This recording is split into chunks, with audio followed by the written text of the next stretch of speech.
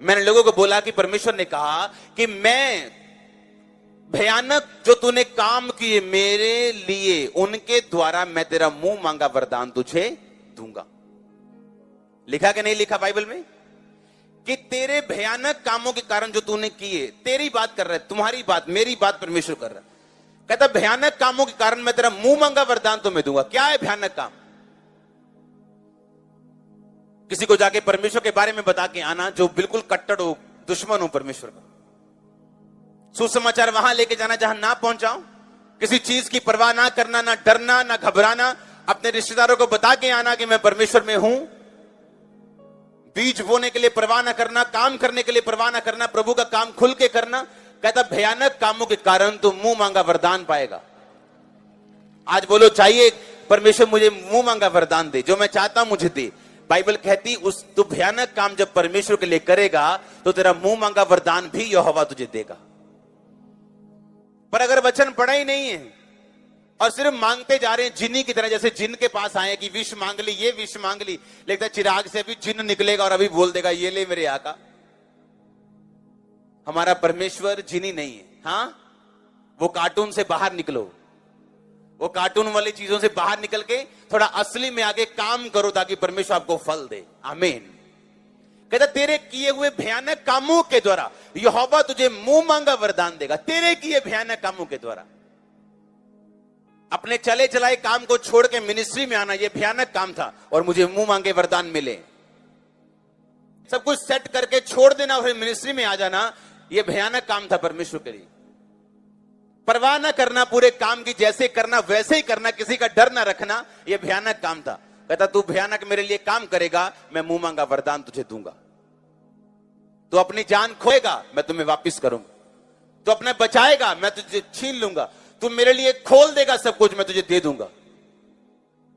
परमेश्वर ने जीना सिखाया आपको वचन के जरिए। आमीन। अगर उन दिनों में अपने रिश्तेदारों को चैलेंज ना करता कि मैं यहोवा को मानता हूं, यीशु मसीह को मानता हूं, अगर वो मुझे चैलेंज ना करते, एक दिन तू वापिस आएगा अपने धर्म में। उनको ये मालूम नहीं था कि यीशु मसीह कोई धर्म नहीं। हां, आज वो आना चाहते हैं। हां, कितनी बार बता चुका मैं, वो आना चाहते हैं। आमीन। या तो आप शैतान को अपनी ओर खींचोगे या उसकी ओर चले जाओगे, बीच में कुछ नहीं। या तो व्यभिचार की ओर चले जाओगे या उसे तोड़ दोगे, बीच में कुछ नहीं, न्यूट्रल कुछ नहीं। हालेलुया। परमेश्वर का वचन आपको ताकत देता है, आपको बुद्धि देता है, आपको समझ देता है हर एक काम को करने की और फलदार रहने की अपनी लाइफ में। आमीन। कहता तू अपने किए हुए भयानक कामों के द्वारा यहोवा से मुंह मांगा वरदान पाएगा।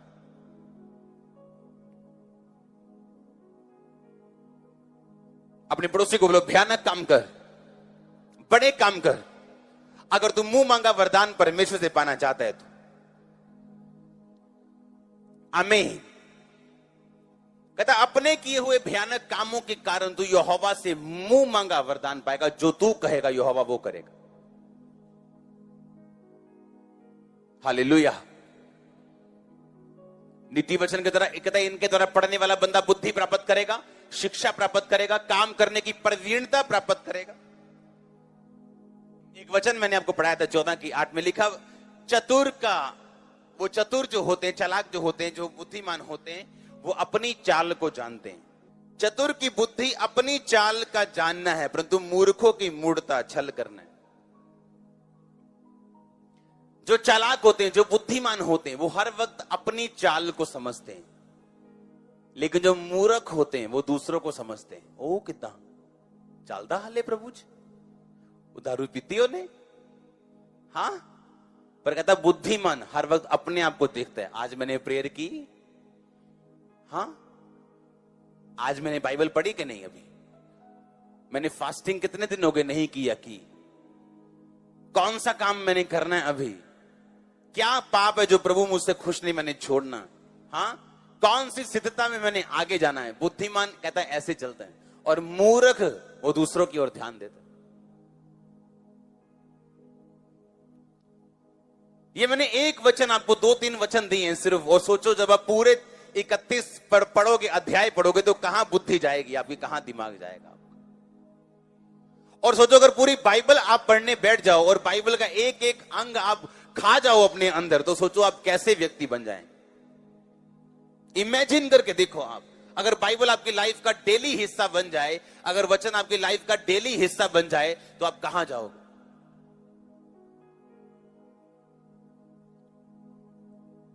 हालेलुया। कहता बैल जहां नहीं वहां गौशाला निर्मल रहती, पर कहता बैल के बल से अनाज की बढ़ती होती। कहते पंगा लेना ही नहीं है जी, कोई आराम से रहना है कंफर्ट में। तो कहता अनाज की बढ़ती तुम्हारी जिंदगी में पॉसिबल नहीं, क्योंकि जहां काम होगा वहां पंगा होगा, वहां डिस्कंफर्ट होगा, पर वो अनाज की बढ़ती के लिए होगा, आपकी ब्लेसिंग के लिए होगा। और सोचो एक वचन अगर नीति वचन पढ़ के हमें एक लाइफ चेंजिंग डिसीजन लेने को मजबूर कर सकता है। सोचो अगर मैं बाइबल को रोज पढ़ना शुरू कर दूं और रोज इस पे चलना शुरू कर दूं और रोज इस तरह से पढ़ूं कि परमेश्वर आज वचन से तू मुझसे बात कर, और वचन के जरिए मैं जानना चाहता हूं तू क्या चाहता है, और वचन को समझ के जब चलना शुरू किया जाएगा, सोचो कैसी स्थिरता आपकी लाइफ में होगी। हालेलुया, आमीन। अपने हाथों को उठाओ फिर से, बोलो वचन मेरी जिंदगी का हिस्सा बने, मैं इसे रोज पढ़ूं ताकि मैं स्थिर रह सकूं, फलदायक रह सकूं, किसी अच्छी चीज की मुझे कमी ना हो, मैं उसके वचनों से खोज सकूं, यहोवा के मन को जान सकूं, परमेश्वर के उद्धार को समझ सकूं। मांगो अपने हाथों को उठा के एक सेकंड के लिए।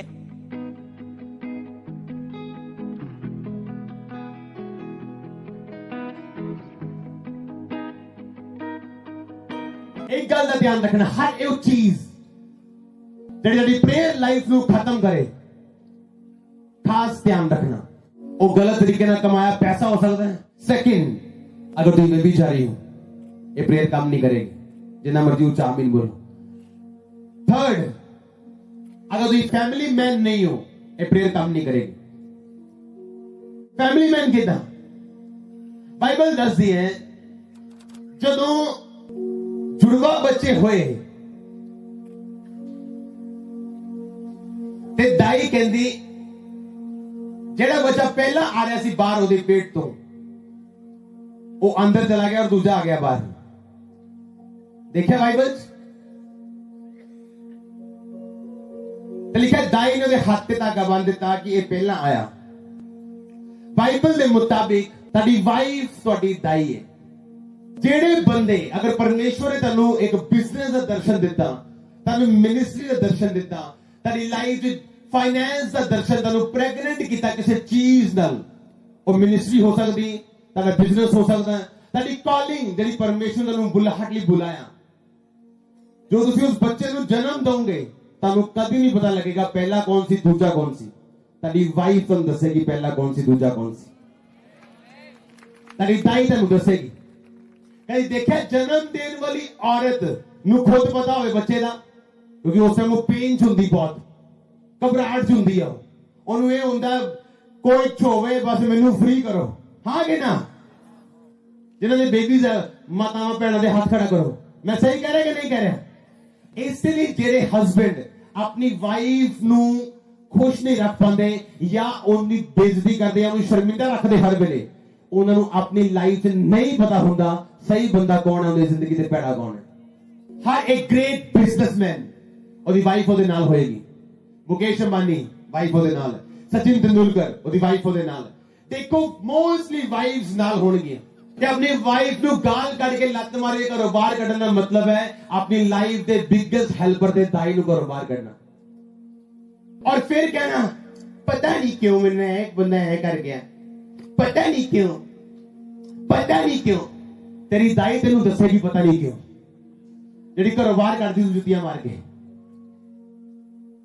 तुसीं अपनी वाइफ नू घर छड्ड के अपनी गर्लफ्रेंड ने चर्च आके आमीन आमीन नहीं कह सकते, क्योंकि किसी काम दा ही आमीन। इसलिए जेड़ा फैमिली मैंबर नहीं, जिन्होंने फैमिली संभाली नहीं आती, ओदी प्रेयर च कोई दम नहीं। ਫੋਕੀਆਂ ਪ੍ਰੇਅਰਾਂ ਹੁੰਦੀਆਂ, ਫੋਕੇ ਤੀਰ, ਫੋਕੀਆਂ ਗੋਲੀਆਂ ਪਲਾਸਟਿਕ ਵਾਲੀਆਂ। ਕਿਉਂਕਿ ਪ੍ਰੇਅਰਸ ਕਰਨ ਦੇ ਪਿੱਛੇ ਇੱਕ ਆਲਟਰ, ਇੱਕ ਵੇਦੀ, ਇੱਕ ਪਿਓਰਿਟੀ ਚਾਹੀਦੀ ਹੈ। ਪਰਮੇਸ਼ਰ ਦੇ ਵਚਨ ਦੇ ਵੇਲੇ ਸਟੈਂਡ ਹੋਣਾ ਪਏਗਾ ਇਹ ਫਾਇਰ ਪ੍ਰੇਅਰਸ ਕਰਨ ਦੇ ਲਈ। ਇਸ ਲਈ ਪਲੀਜ਼ ਪਰਮੇਸ਼ਰ ਨੂੰ ਦੋਸ਼ ਦੇਣਾ ਛੱਡ ਦੇਣਾ ਅਗਰ ਪ੍ਰੇਅਰ ਲਾਈਫ ਜ਼ੀਰੋ ਹੈ ਤਾਂ, ਠੀਕ ਹੈ? ਉਹ ਤੇ ਦੋਸ਼ ਦੇਣਾ ਛੱਡ ਦੇਣਾ ਫਿਰ ਅਗਰ ਪ੍ਰੇਅਰ ਲਾਈਫ ਜ਼ੀਰੋ ਹੈ। ਔਰ ਪ੍ਰੇਅਰ ਕਰਨ ਤੋਂ ਪਹਿਲਾਂ ਅਗਰ ਲਾਈਫ ਜ਼ੀਰੋ ਹੈ ਤਾਂ ਪ੍ਰੇਅਰ ਕਰਨ ਦਾ ਫਾਇਦਾ ਨਹੀਂ ਹੈ। ਪ੍ਰੇਅਰ ਕਰਨ ਦਾ ਫਾਇਦਾ ਇੱਕੋ ਹੀ ਹੈ, ਅਗਰ ਮੈਂ ਵਿਲਿੰਗ ਹਾਂ ਔਰ ਆਪਣੀ ਉਸ ਬਿਮਾਰੀ ਨੂੰ, ਆਪਣੀ ਉਸ ਗੰਦਗੀ ਨੂੰ, ਆਪਣੀ ਉਸ ਲਾਈਫ ਨੂੰ, ਆਪਣੀਆਂ ਕਮੀਆਂ ਨੂੰ ਮੈਂ ਛੱਡਣਾ ਚਾਹਨਾ, ਪ੍ਰੇਅਰ ਮੇਰੀ ਹੈਲਪ ਕਰੇਗੀ ਉਹਨਾਂ ਕਮੀਆਂ ਨੂੰ ਛੱਡਣ ਦੇ ਲਈ। ਆਮੀਨ।